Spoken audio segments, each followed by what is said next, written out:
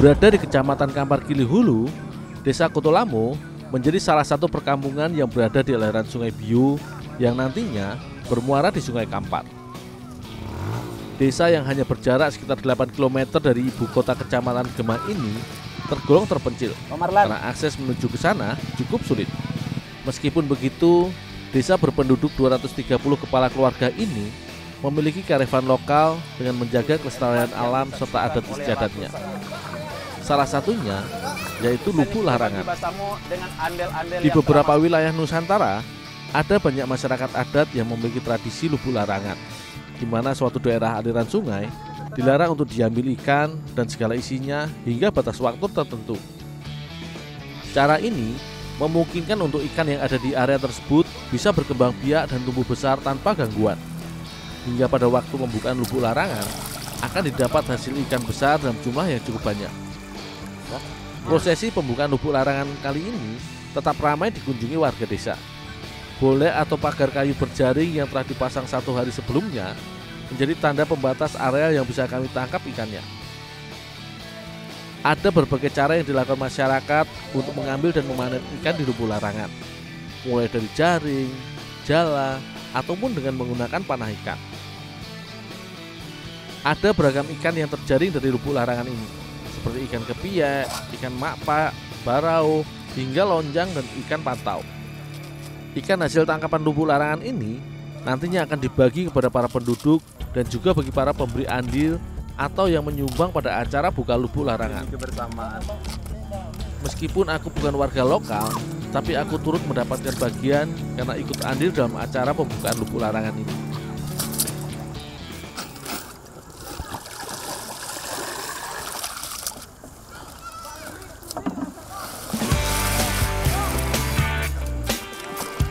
Semua jenis ikan sungai air deras ini akan dimasak menjadi masakan istimewa khas Kotolamo, yaitu sambal kacau dan ikan masak lalambang. Sebelum dimasak, ikan dibersihkan isi perut dan dikeluarkan kotorannya serta dibuang sisinya. Setelah itu, ikan dicuci langsung di sungai hingga bersih.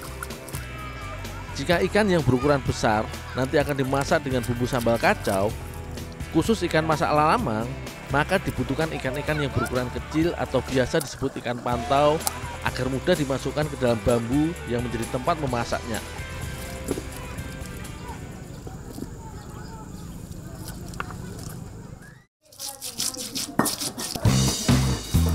Khusus untuk membuat sambal kacau, bumbunya diracik oleh Ibu Kadus.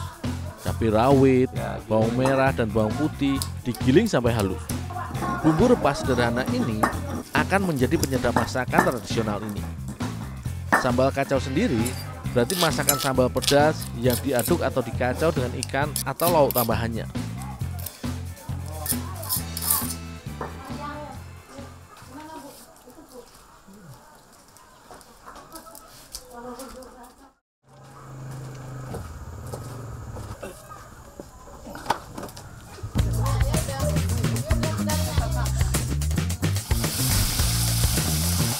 Hasil ikan sungai yang sudah aku bersihkan selanjutnya digoreng sampai garing. Umumnya jenis ikan sungai bertekstur lembut hingga mudah hancur saat digoreng, sehingga pas jika dijadikan bahan untuk dimasak sambal kacau. Setelah ikan matang, ikan cukup disisihkan di tepi kuali tanpa perlu diangkat. Selanjutnya bumbu sambal halus ditumis di kuali yang sama sampai harum. Selain ikan, pada masakan sambal kacau juga ditambahkan sayuran seperti daun pakis dan daun singkong yang sudah diiris-iris. Setelah semua bumbu dan sayuran tercampur, barulah ikan goreng ikut diaduk dan dikacau. Proses pemasakan ikan sambal dan sayuran ora-ari inilah yang menjadi muasal penamaan sambal kacau khas masyarakat Kotolamo ini.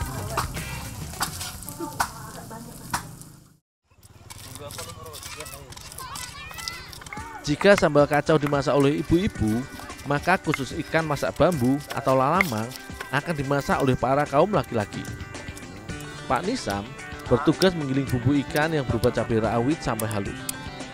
Begitu pula dengan bawang merah dan bawang putih ikut dihaluskan bersama cabai rawit.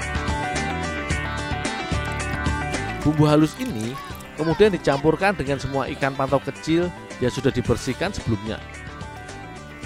Semua ikan harus dipastikan terkena dan tercampur dengan bumbu untuk memperkaya rasa ikan masakan lalamang ini. Sebagai wadah masak ikan, digunakan potongan bambu yang sudah dicuci dan bagian dalamnya diberi daun kunyit. Barulah kemudian ikan berbumbu dimasukkan ke dalam bambu dan bagian atasnya ditutup dengan daun kunyit. Ada sekitar 9 bambu yang kami menggunakan untuk membuat masakan semua ikan pantau ini. Bambu yang sudah berisi ikan selanjutnya dibakar sampai matang. Ruas bambu disusun dan disandarkan pada tuku bakar yang dibentuk sebagai penyangga agar ruas bambu bisa berdiri dan isinya tidak tumpah. Cara pemasakan ikan dalam bambu dan dibakar inilah yang disebut lalamang. Lamanya waktu pemasakan tergantung dari besarnya api dan jenis bambu yang digunakan. Untuk itu, biasanya untuk mempercepat proses pembakaran, biasanya digunakan ruas bambu yang masih muda karena tidak terlalu tebal. Sekitar 40 menit, ruas bambu sudah mulai menghitam dan terbakar, dan ikan di dalamnya telah matang. Maka lalamang ini sudah siap dinikmati.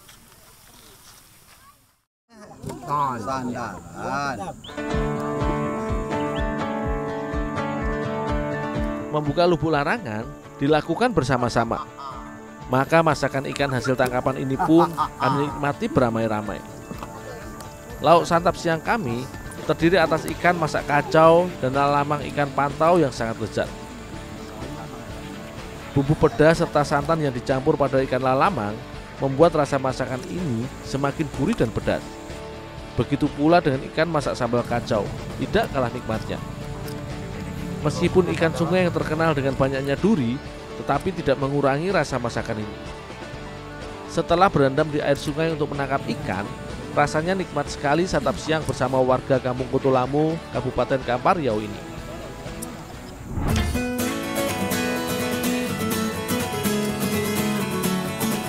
Sungai Indragiri membentang sepanjang 500 km yang melalui Kabupaten Indragiri Hulu dan Indragiri Hilir di Provinsi Riau dan bermuara di Laut Cina Selatan.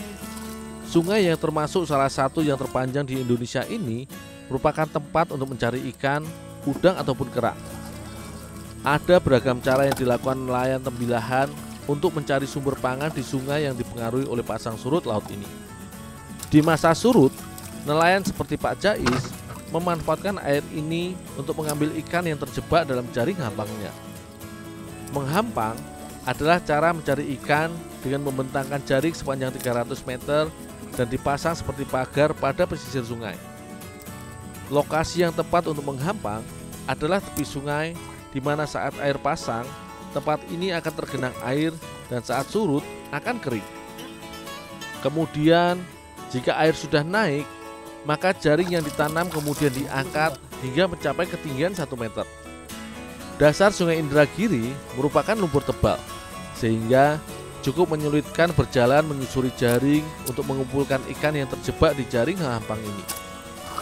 Ada banyak jenis ikan hasil menghampang kali ini, seperti udang kecil, udang galah, ikan bakut atau ikan malas, ikan baung, hingga ikan sembilang. Mengambil ikan dengan cara menghampang di sungai pasang surut seperti ini tidak bisa dilakukan setiap hari. Semua hasil tangkapan ini sebagian akan dijual dan sisanya untuk konsumsi sendiri. Kali ini aku dan Bang Aan hanya mengambil ikan bakut saja untuk dimasak dengan bumbu kuah asam dan proses tempoyak.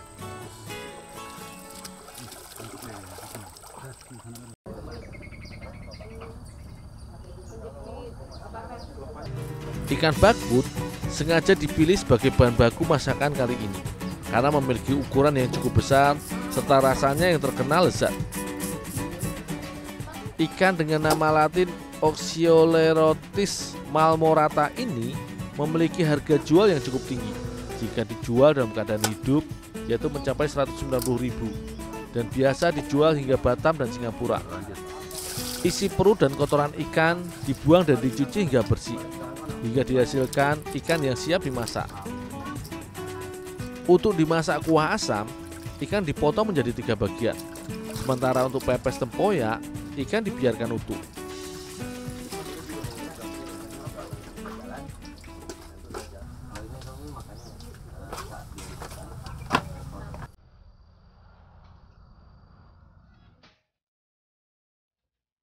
Cabai merah kering yang sudah direndam air panas ini digiling sampai halus bersama gula dan garam. Cabai merah kering ini digunakan sebagai bahan kuah asam tempoyak karena memiliki rasa yang lebih pedas. Setelah itu, kunyit ditambahkan ke dalam gilingan cabai.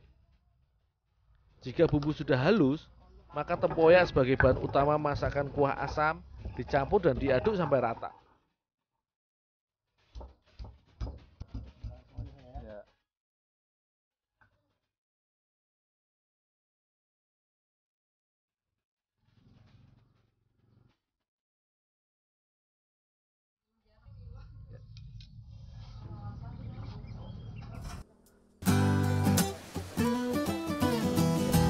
Kuah asam adalah sebutan bagi masyarakat Melayu Indragiri untuk tempoyak yang dimasak kuah pedas.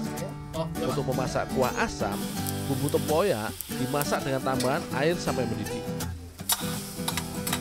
Daun kunyit dan serai juga dimasak bersama tempoyak untuk menambah rasa dan aroma masakan kuah asam ini. Setelah kuah asam mendidih, barulah potongan ikan bakut dimasukkan ke dalam kuali dan dimasak sampai daging ikan menjadi empuk dan kuah asam mendidih.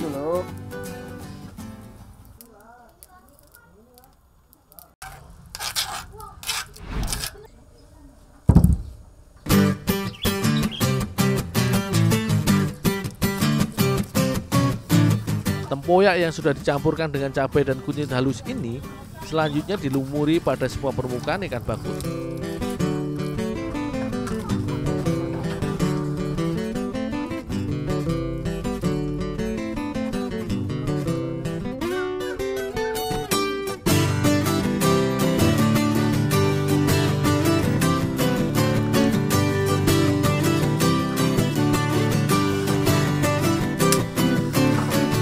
Itu ikan berbalut tempoyak ini dibungkus dengan daun pisang dan dijepit dengan menggunakan pelepah kelapa.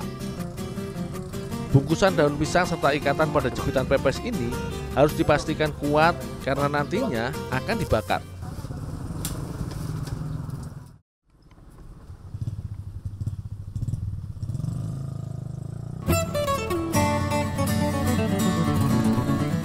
Butuh waktu sekitar setengah jam, daun pembungkus pepes sudah mulai kering menghitam dan aroma tempoyak sudah tercium. Itu artinya ikan dalam daun pisang juga sudah masak.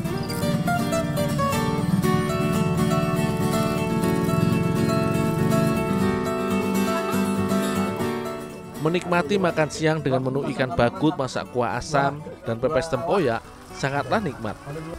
Daging ikan bakut yang kempal dan lembut ini terasa semakin istimewa dengan tambahan bumbu tempoyak yang beraroma tajam ini. Rasa segar dan pedas masakan kuah asam dan pepes tempoyak ini sangat pas disantap bersama keluarga dan para kerabat.